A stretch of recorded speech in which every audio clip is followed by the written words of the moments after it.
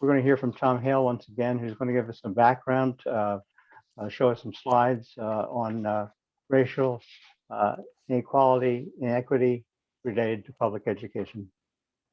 Tom?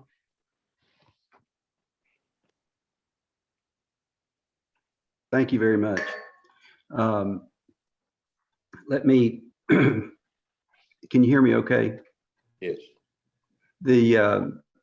First of all, let me thank the panelists, and particularly Cedric. Kristy and Randy are Ascensionites, and we're all very familiar with them. Cedric is new to us, and we really appreciate him taking the time to be with us. He has a very, very interesting background and perspective. I'd like to say just one quick word about from my perspective of what we're trying to do here.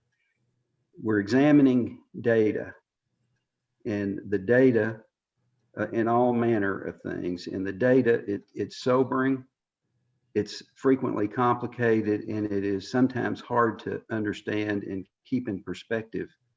But I think what we're really trying to do is to create awareness among the people who are participating, and to develop and build trust among ourselves as a group, so that we can, in an open-minded sort of way,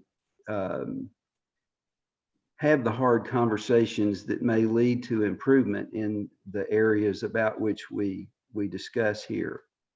My natural tendency, given what I've done for the last 40 years, is that anytime I see a problem, I have the irritating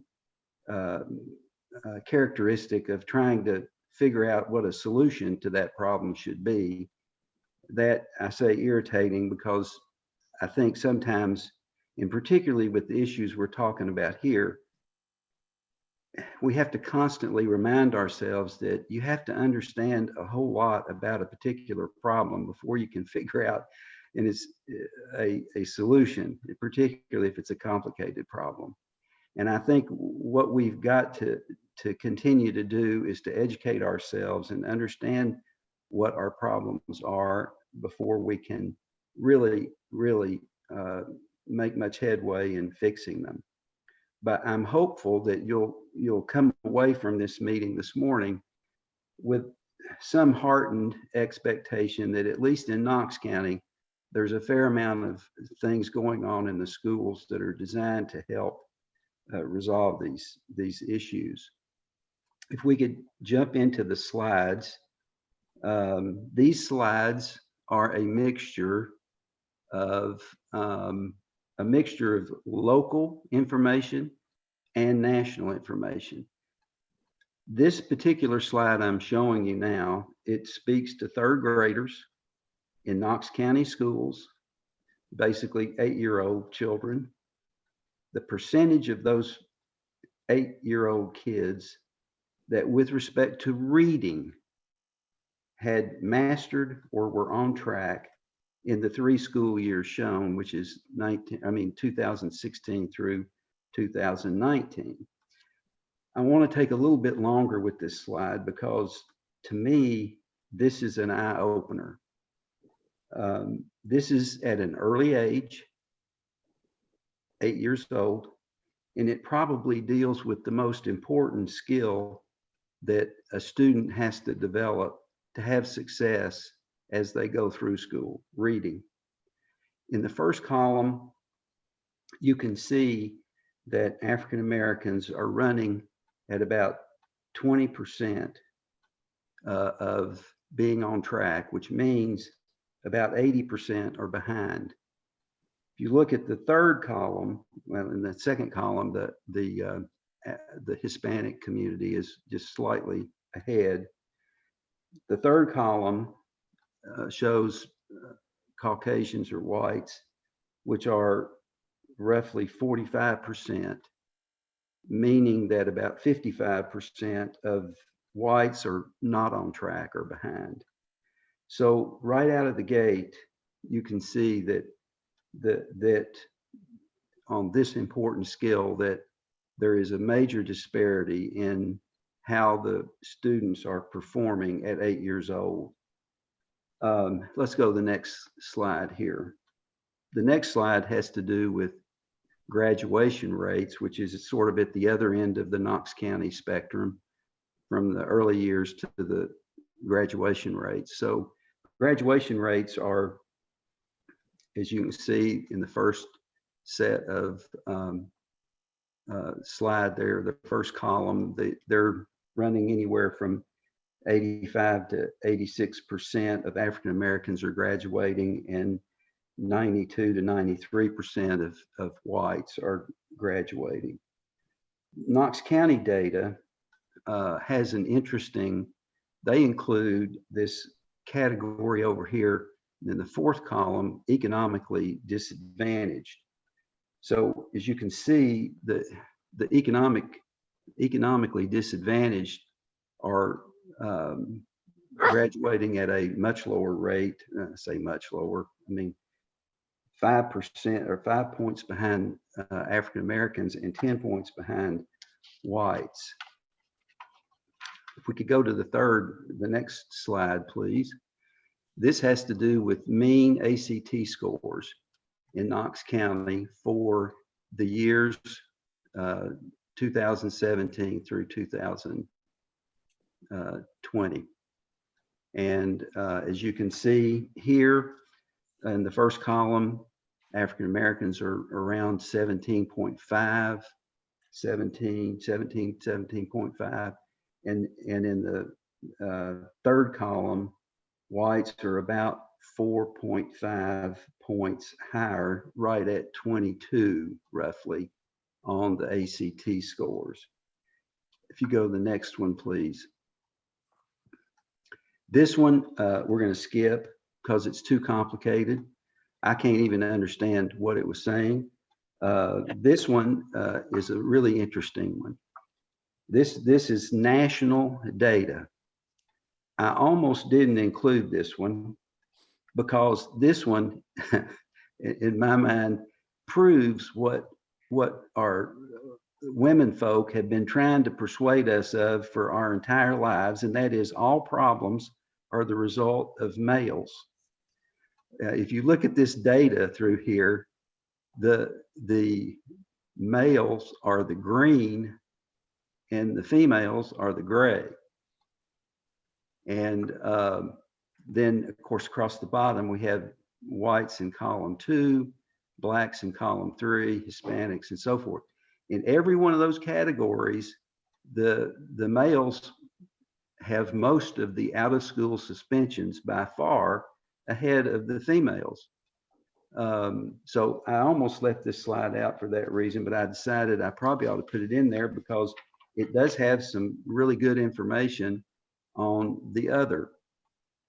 In this nation, and this is a little bit older data, it's 2013 through 2014. And as you can see, the in-school or out-of-school suspensions across the United States, the percentage of African Americans who have those kinds of consequences for behavioral problems are much greater than any other category, particularly almost 3 times higher than white males. I'm not really trying to address why this is, but I think it's a critical fact that has to be looked at and dealt with. Let's see if we could go to the next one, please. This is a similar out of school suspensions that relates to Knox County particularly. This is not the national data like the previous slide. This has to do with Knox County. The green line is African American or black students at the various high schools listed across the bottom. And the gray is the Hispanic and the yellow is the white. This is the percentage of students at each school that have been suspended out of school. if you look at Austin East, just as an example, almost 39% of the students at Austin East have that are African American have been suspended from school at one time or another, as I understand this chart. That means that what, 67% of the students have not been suspended. I mean, that's a pretty big percentage. And you can see if you go across the various schools, how there is a major disparity in the suspensions for African American students compared to whites, and really others, Hispanics as well. Let's go to the next two. We're going to skip. If we could just jump over those. I don't think they're very meaningful.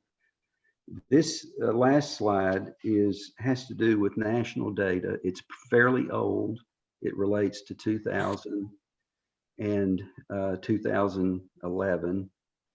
And what it's intended to show is the percentage distribution between whites and blacks and Hispanics of people that obtain baccalaureate degrees.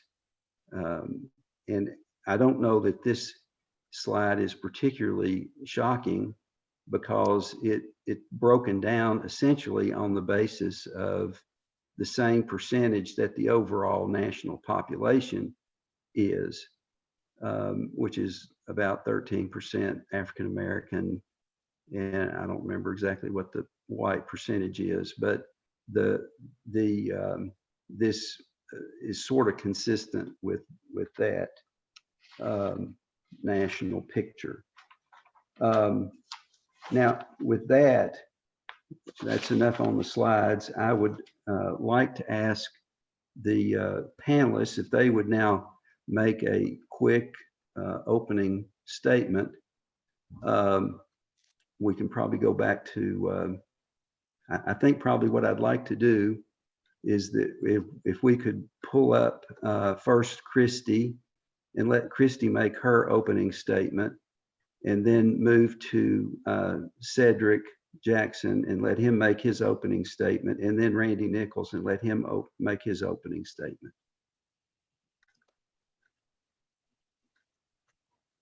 Okay, I prepared a little something, so hopefully you'll bear with me.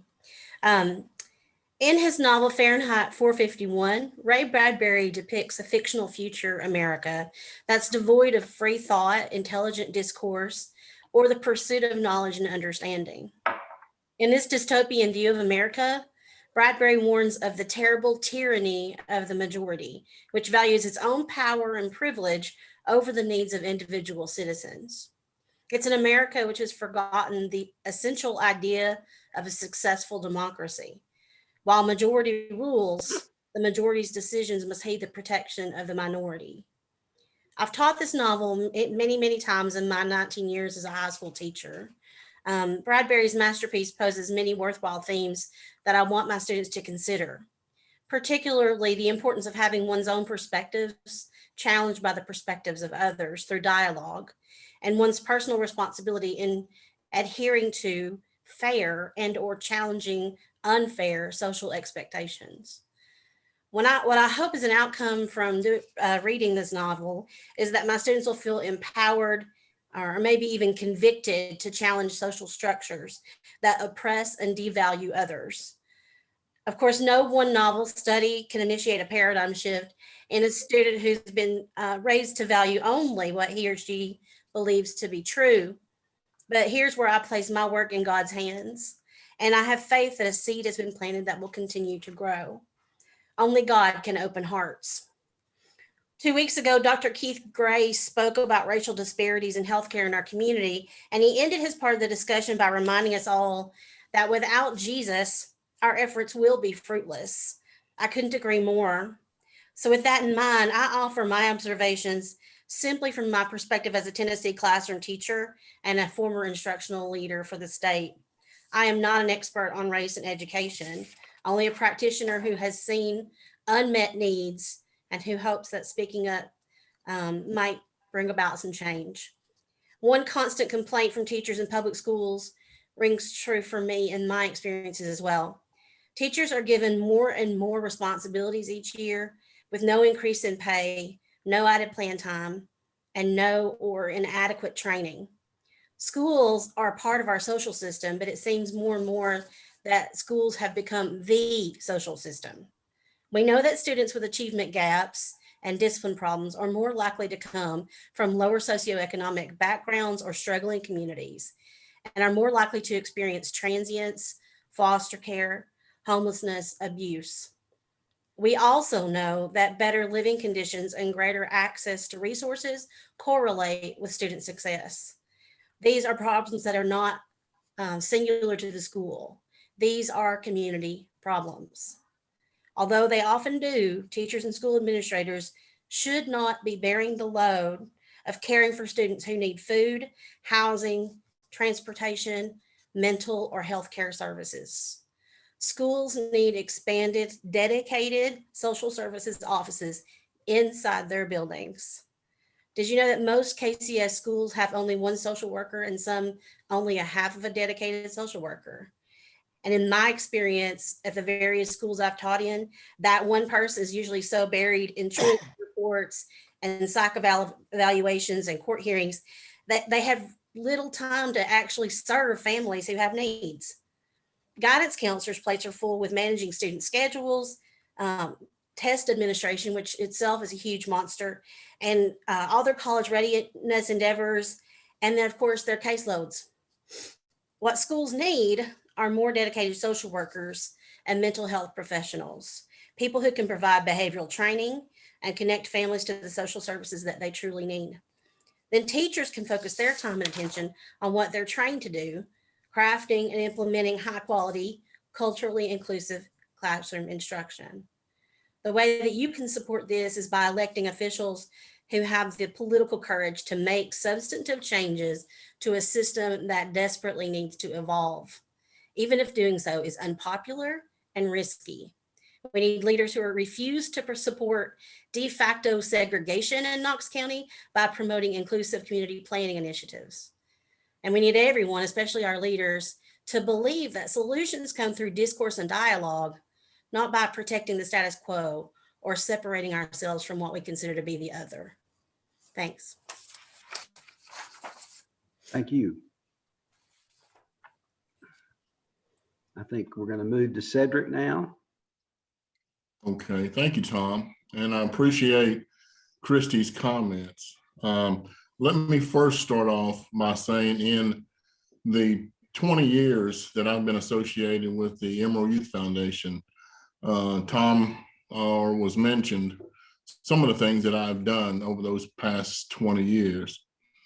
One of those is that I have worked with all of the inner city schools that feed into the local high schools that are a part of our urban community. So all of those elementary schools, middle schools, and high schools, over my 20 years, I have worked with all of those schools, either in an after-school setting, in my initiative with high school programs, leading them into their post-secondary endeavors. And here for the last 2 years, I've been working daily with the Emerald Academy, the charter school. So I appreciate the comments that Kristy was making because as Tom alluded to earlier, there are so many layers that feed into any single one of these slides or predicaments or situations that we look at as it pertains to disparity. And I think we have to look at a variety of things to try to understand how we go about trying to solve anything. Simply pouring money into the community doesn't necessarily do it. It takes a plethora of resources that can begin to untangle some of the things that keep our communities kind of pushed down. So there are so many different things that happen on so many different levels, throughout the community if we're going to try to make our communities and our schools healthy. That's exactly what needs to happen. When we think about what we're trying to do in leveling the playing field, one of the things that we have to realize is that we have to create a healthy community. By creating a healthy community, things will begin to repair themselves. But without that kind of foundation, then it's just like pennies falling out of your pocket because of the hole in your pocket. You're never going to be able to keep things moving. Part of the things that I see, because now in the role that I have at the Emerald Charter School, there again, Kristy was saying how much we needed more support for the children, for the families, for the neighborhood. My position there at the charter school is as the family engagement director. So I work directly with students. I work directly with families, connecting them to some of those resources, because that's one of the ways that we can try to overcome some of the challenges that every single student faces, that every single teacher faces, is trying to connect families to the necessary resources so that they can have more times with their students. We have so many single parent homes who are trying to do everything that they can to keep food on the table and clothes on their children, that it takes away from the actual time that they can spend with their children. So there again, there are so many things that begin to grow out of that leads to the kind of disparities that we're seeing in the community. I do appreciate the conversation that is happening here with Ascension, because I believe that everything starts with conversation. However, we have to be sure that we want to maintain the conversation and actually steer the conversation toward an outcome that we can all agree on is going to benefit the community and meet the needs for what we set out for. So I pray and I hope that everything that we try to do through this session, through all the sessions that you're going to be working toward, is directed toward some type of realistic outcome. Because without that, we just continue to have conversation. Thank you. Thank you very much. Okay, you want to move to General Nichols? Well, thank you. Thanks, Tom. I appreciate the opportunity. It is certainly a very interesting topic. I got into this back a number of years ago when we started the Parental Responsibility Truancy Initiative in Knox County with the work, the partnership with the school board. And really, that's what got me started, because when we started looking into what was happening oftentimes to these children that were not in school, it was horrifying, and something had to change. And so it gave us an opportunity with that initiative to get into some of these households, and it was horrendous on the way some of these children were living. So that's what piqued my interest. And a moment ago, when they were talking about the reading level, the third grade reading level is what the state uses to plan their prison population across the country. It's a well-respected number. Then about 5 years ago, when Dr. McIntyre was still the school superintendent, he put this Disparities in Educational Outcome group together. And I was put on that committee, one of the initial members of the Disparities Committee, and I have served since, even with Bob Thomas moving into the superintendent. I will point out, particularly to Kristy and to Cedric, the continued leaders of that group are the teachers. Some of the other citizens that were on it apparently their interest has waned to some extent, and they've dropped by the wayside. But the teachers and the administrators are still the active persons and the ones that are continuing to push.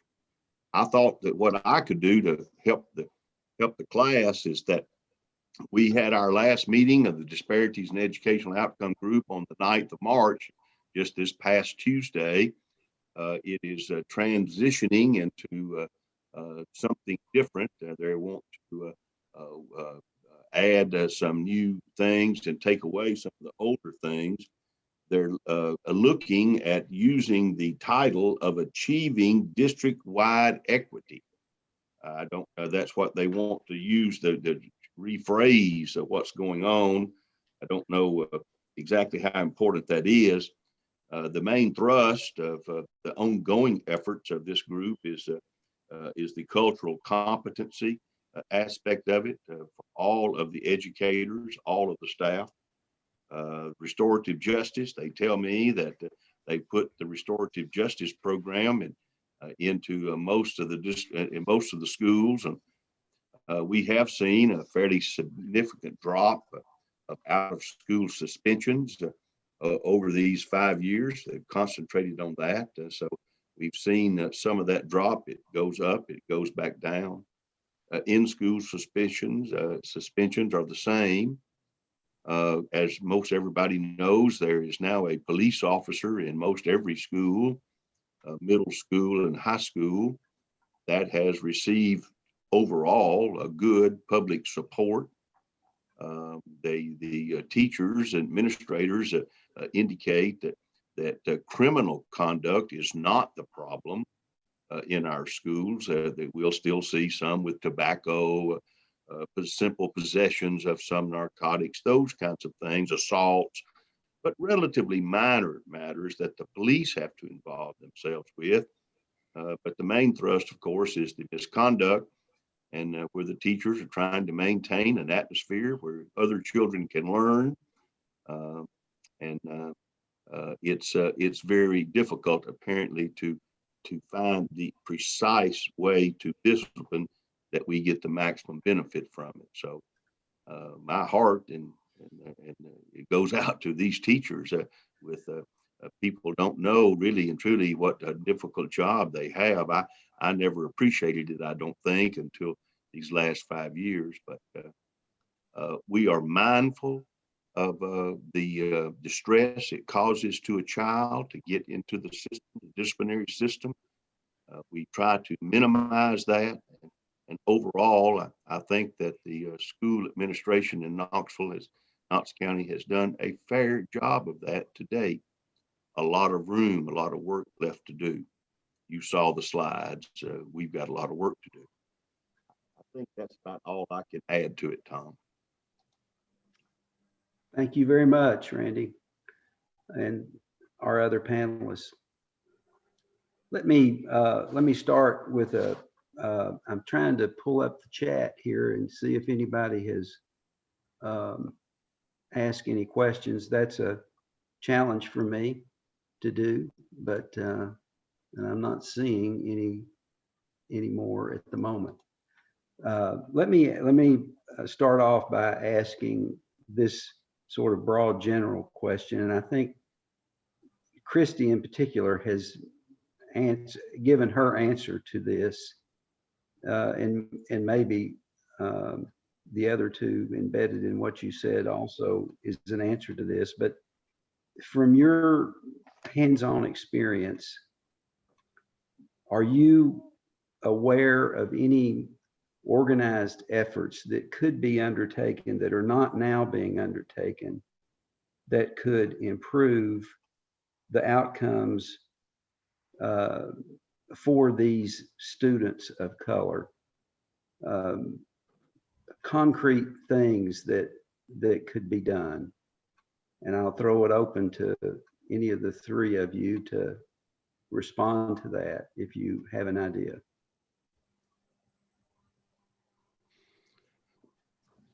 Well, I can add now that we've had a series of community meetings to allow people to come and to comment, talk about these very issues out. The next one is April the 27th, is the community meeting.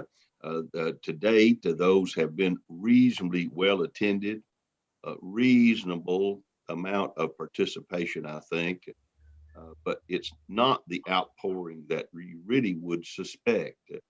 the attendance has been really quite low on the ones we were able to have in person. And the schools that this group, there's an ombudsman that's been made. She's doing a great job. Tammy's doing a great job of being able to serve a lot of people, help them find the resources. And I'm told that they're coming up with a director of diversity that's going to pay close attention to this very issue. They were explaining on the Tuesday meeting that we have great difficulty in hiring African-American teachers. We simply are just not, whether we're not recruiting properly or otherwise, I don't know. But they tell me that they've made significant effort, but they have not been as successful as they would wish. If I could speak, Sure. Randy, I know Tammy from when we worked together at Austin East, and I agree, she's great. And you talked about restorative practices and how we started to adopt those several years ago. And that was a great move. It was a smart move for Knox County Schools to change to that. And I was part of those conversations as we were deciding what that was going to look like in Knox County Schools. But I want to point this out. Can you explain a little bit what that means exactly? So instead of, it's a change in the way students are disciplined, from away from the knee-jerk sort of detention, you're going to be in ISS, you're going to be suspended, into sort of restorative conversations. Why did you trying to get at the root of why the behaviors occurred and trying to restore relationships? And so what Knox County's intention was to bring in mental health experts, people who had degrees, and change basically what we used to call ISS, which is in-school suspension, change it from in-school suspension to a restorative learning center, okay, with a mental health professional staffing it. But what Gotcha. Knox County did not do is they didn't provide the money for it. So they mandated that it be a mental health professional, someone with a degree, be a part of that, which is smart. But then they were going to they only offered pay that's TA level. So a TA is someone sort of like a teaching assistant, someone who doesn't necessarily have to have a degree. And the pay is very poor for TAs and most classified staff. And so it was almost impossible to find, educated professionals who were willing to come in and do the restorative learning practices because they couldn't make a living wage doing it. And so by and large, they had to drop that requirement from RLC and say, well, now we're going to let TAs do it. And the TAs are doing the best they can, but they're not trained mental health professionals. And so, that's something that could be addressed. We could put the money behind that to make it really work, but it's not happening right now. Okay. Cedric, you have any thought about any of that? You're muted. You're muted. Unmute. You need to unmute. Yeah. Okay. Sorry. Anyway, I said I agree with Kristy that what we need to do is that we need to provide support around what those discipline measures look like when it comes to trying to understand what's going on with kids. One of the things that I've seen over the years that I've been working within the urban community is that there are a number of things that start in the family, in the home, in the community, that kids bring this baggage to school with them. So a lot of times their behavior, it doesn't stem from anything that's happening in the classroom. It stems from something else that's going on. But the way that we respond to it is based on exactly what happened in the classroom. And so the problem never gets dealt with. And so it frustrates students and it frustrates teachers because we don't have the adequate tools in place to actually resource and try to navigate through what the genuine problem is. And it continues to escalate and spiral because we're not addressing the root problem.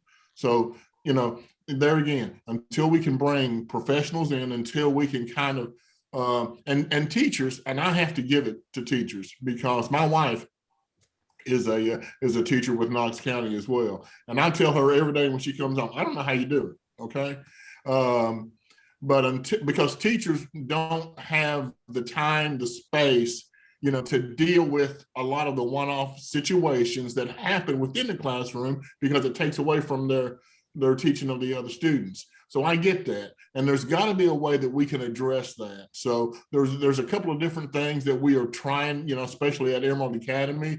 But there again, it's got to be something that's very broad-based that we can work throughout the community, because these issues aren't just school issues. They are community issues. And until we begin to understand that, we're going to be fighting a losing battle. And Tom, if I may, just to add a bit on to Cedric on exactly what he's saying, we have what we call handle with care now. The children have probably not had a good night's sleep. There's been violence in the home. Something's happened. We now have a way that we can communicate from the police to the principal of the school to let them know this child probably didn't get any sleep last night. The police were at their home. Yeah. Handle with care today. And be alert to that, and for absolutely no money, no taxpayer money, probably one of the better things that we've done in a little while that actually touches somebody. Yeah. See, that's one of those ways of wrapping the community around the school, which is exactly what needs to happen. That's got to be our way of moving forward and doing that from this point forward. Yes, I applaud that effort. Well, and ensuring that information gets down to the classroom level is an issue too, because the administrators may know what's going on, but the teacher that has that kid most of the time doesn't know what's going on. So it's not getting down. It's not getting down to Kristy. It's not getting. Oh, really? No. Thank and you. I think there's a reason behind it, right? I don't think it's like intentionally leaving the teacher out, but you don't want to initiate bias against that child, right? So you don't want the teacher necessarily looking for a problem with a particular child. So I think it depends on your administration, but a lot of times I'm not the kind of teacher who gets involved in her students' personal lives. Some teachers do, and that's their thing. But I'm there to deliver instruction. And unless the kid alerts me or an adult alerts me of what's going on, I'm not going to know about it. So if we speak to that, if I take that, and not to monopolize conversation, but if we talk about that, then we have to have teachers who are sensitive, right? Who are sensitive to what's going or how students react when they're frustrated, when they're tired, when they're hungry, when they've been up all night. And that goes to some other solutions like better training your staff or better training teachers to know how to recognize those signs. And that's something that I think we could do a whole lot better in Knox County as well. Very good. We've got one question here that I want to. We have several questions in the chat, which I'm happy to read off. The first question was a budget question. Are Knox County Schools monies distributed to all schools equally? If not, on what basis are funds allocated? And then to answer that question, Marianne Wanamaker shared a report from Compass Knox that has the answer to that. So I guess she will share that information. That is actually in a report issued by the State Comptroller's Office. And we talked about this a little earlier. It is a very complicated report. It covers a lot of information. And essentially, the most shocking thing is, maybe not shocking, is that Knox County spends proportionately less than any other major municipal area in the state per student, and is even behind Lenoir City, Clinton, Anderson County, Sevier County, all of our neighbors. But the other point they make in the study is pretty interesting. The results that are obtained are better than a lot of those other school systems. And apparently, and I'll just refer you to the study, but apparently the schools that are the most economically disadvantaged generally get a larger percentage of the funding than per student than do the more advantaged schools. So that's worth reading. we probably need to stay out of it today because it is complicated and it's got a lot of tentacles in that report that take a good bit of study to sort it out, I'd say. Our next question is, are the Black and Hispanic students suspended more often for the same behavior that white students exhibit and are not suspended? Certainly, there are some that make that claim. Some of what it was always called the pipeline to prison, school pipeline to prison, that I took great offense at. I don't think that's the case in Knox County. In fact, I'm certain of it a few years ago. Don't know maybe now, but it wasn't then. So it's a problem, of course. But I would point out to people that when on the lack of funding, how we don't fund like some of our sister counties. Knox County's not raised property taxes since 1998. I rest my case. Okay. The next question is from Sylvia Peters. What is working in the school system? I mean, Pretty there are a broad lot, question there, I'd say. pretty broad. Yeah. I do think that when McIntyre put the Disparities in Educational Outcomes group together and started the push forward, things have improved. Definitely, I would definitely say that there are improvements and much more awareness among faculty as to how to be more culturally inclusive and sensitive. But I think we've got still a whole, like Mr. Jackson said, we still have a whole lot of work ahead of us. So I can say that the push, the awareness, the desire to improve, that's working. It's just got a ways to go yet. Very good. Okay. Next question is from Robert Wood. What sort of ACEs training do school teachers and administrators receive to help integrate trauma-informed and resilience-building practices into their responses to child misbehavior? Well, of course, that's the new game in town, the ACEs, adverse childhood experiences. A number of the smarter people in the world are now looking at ACEs. They think that there's a way we could pretty much predict future behavior. We're paying a lot of attention to it through the Metro Drug Coalition because the ACEs can certainly be a helpful guide into your likelihood that you would become addicted in later years. So it's certainly on the radar. I know I hear the administrators and the teachers talking about the ACEs. I'm not sure I understand fully the scientific background. I'm not competent on that, but it is it is the coming attraction, in my view, that will be with us for a number of years. I think what I've seen in the past 2 years, especially at Emerald Academy, there has been a lot of conversation around this particular kind of training. We do engage weekly with some level of training with our staff. But there again, there is so much information to try to understand, and it really has to be delivered in an environment by a trained official so that you can truly understand how to actually deal with certain behaviors. So there's still a lot of work on the front end that has to be done in order for it to actually be meaningful and resourceful to those teachers and administrators. I would say we haven't had any ACEs training. I've never had it.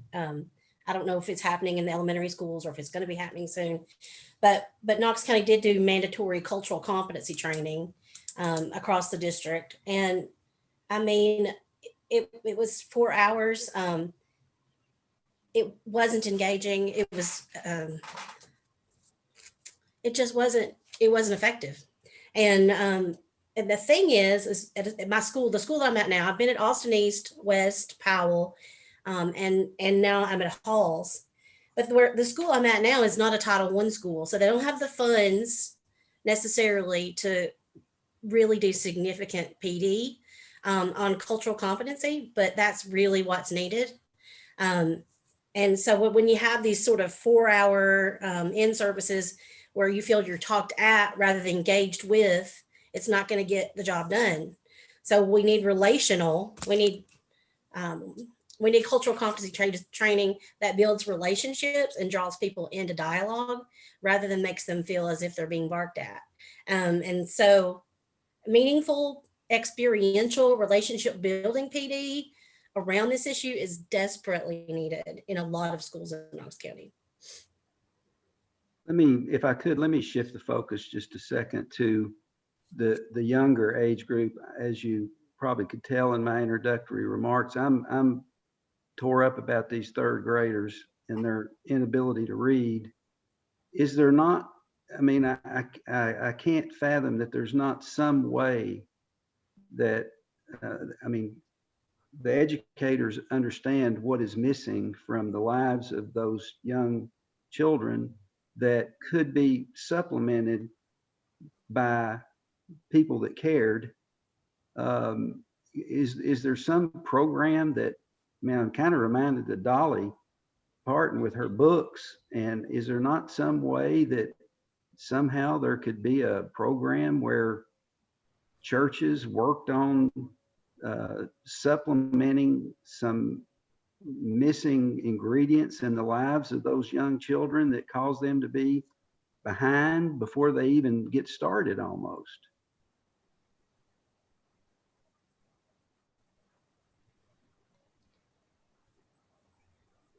Tom, I like where you're going with that thought. If you look back into the history, in particular of African-American people, that's the concept of Sunday school, okay? It was a concept to help children learn how to read, to be more proficient. And there again, we do need help all around the community. So churches, nonprofits, other organizations are going to have to examine what it is that they are trying to do to help move the needle, because that's what it takes. It really does take a village. It's not going to happen just in those few hours that those children are in school. There's going to have to be a concerted effort coming around the schools, coming around the community, realizing the kind of things that we're trying to achieve and being sure that everybody's working toward that goal. One of the prime examples, I think, is the Pond Gap experiment where the community has moved in. I would encourage anyone to take a look at that. And that's basically through the community leadership that got started. But now they have a powerful program of new people coming into the community, some of the immigrants, the English language learners, and they've got where it's kind of like a neighborhood where the school is a focal point, a meeting place. And everybody in the whole community is encouraging people to do better, get more education, learn to read. So there is an ongoing example, in my view, in Knox County that we could look at. I would point out, however, that in this cultural competency, when these discussions were ongoing, it met with some resistance in our school board. There were, I think, at least 3 members of our school board that voted not to fund this. And some are still resentful of it and don't think the taxpayers are getting their money's worth. So we can't even get 9 Knox Countyans to agree that serve on the school board what needs to be done. That's a problem. Now, Tom, the state, just to speak to the reading gaps, the state did implement what's called RTI, a program to sort of address reading gaps several years ago. And that's still ongoing in schools where they focus on what reading skills did the students miss. These are especially for kids who may be immigrant children who have not been in school for a period of time, or kids who had learning gaps coming in. And the goal is to identify the skill that they're missing and fill those gaps in. I don't know how successful it's been.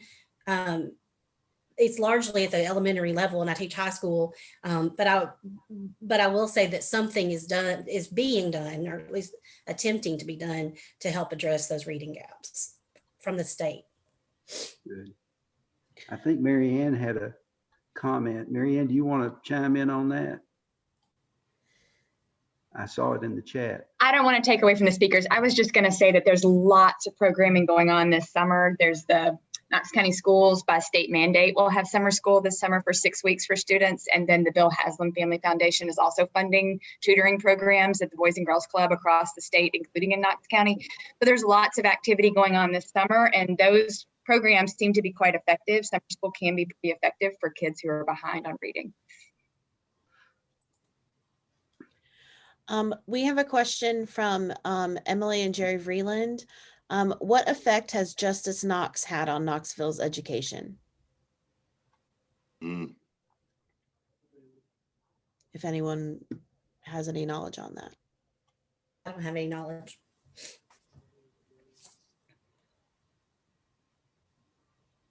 Okay. I don't have any knowledge of Justice Knox on effect on education, no.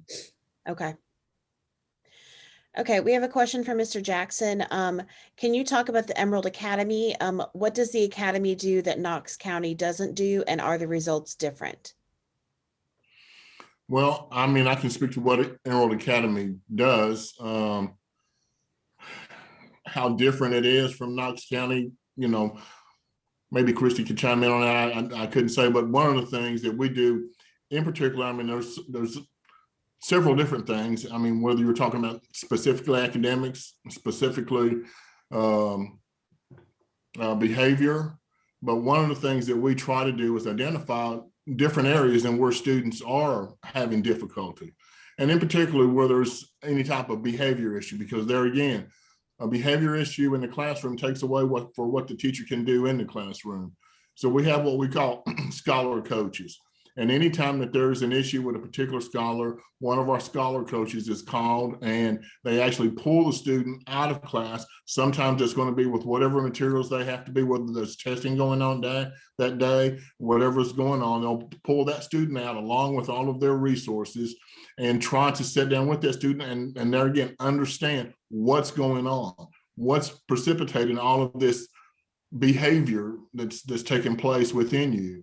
And the scholar coaches really are effective because one of the things that they are tasked to do is to build a relationship with these students. One of the scholar coaches that I was talking with just the other day is actually mentoring one of our 8th grade students, you know, because he sees that there's a need there for that. And it's through these types of relationships that we are starting to see the kind of change, especially when it comes to behavior, that we know that we need. So one of the things that I would say is imperative, you know, in what we try to do at Emerald Academy is to realistically and deliberately build relationships with students and with families. We have time for about one last question. And that question is from Mr. Jackson. What specifically would you like to see come out of these conversations? Turning our thoughts and prayers into what kind of action? That's a good question. Well, okay. I know that a lot of the conversations that we're having now were stimulated by what happened around the George Floyd incident. I can remember the number of invitations that I got to speak at different churches and organizations as things began to bubble up. I remember speaking at a large church in West Knoxville, probably about 3 to 6 weeks in after the George Floyd incident had occurred. And at that time, we were seeing protests in different cities all across the country every single day. There was a stream. I remember at that point, now it was 3 weeks because I remember the number 21. The day that I spoke at that church, we had 21 days of straight protests. I remember saying to the group, challenging the group. Where is it that we will go? Is this going to be an opportunity for us to really examine how we begin to make change in our community and in our hearts, in our churches, all across our communities? Or is it going to be another situation where 3 months from now, when there aren't these day-by-day protests going on, that everybody returns to what their status quo, what their norm is? Because for a West Knoxville community, that norm looks very different than it does for an East Knoxville community and family. If we don't continue to have the kind of interest, the kind of desire to bring this to some sort of level playing field conclusion, then there again, like I say, it continues just to be conversation. The one thing that we have to always remember, and forgive me for being a Baptist preacher here in this moment, but none of this came about with God being unaware. The thing that I think that we are all called to do is realize that any time that these instances, whether it's an education issue in the community, whether it's a problem with some other type of issue. I mean, right now there are so many things happening in the East Knoxville community where I spend a large amount of my time going on. There are so many things going on there, but all of these things can be compensated for through Christian efforts. We as Christians, as believers, we've got to come together and through prayer for our community. And we've got to stop seeing ourselves as West Knoxville and East Knoxville and North Knoxville and one community as Knoxville, and realize that these problems going on are for every single one of us.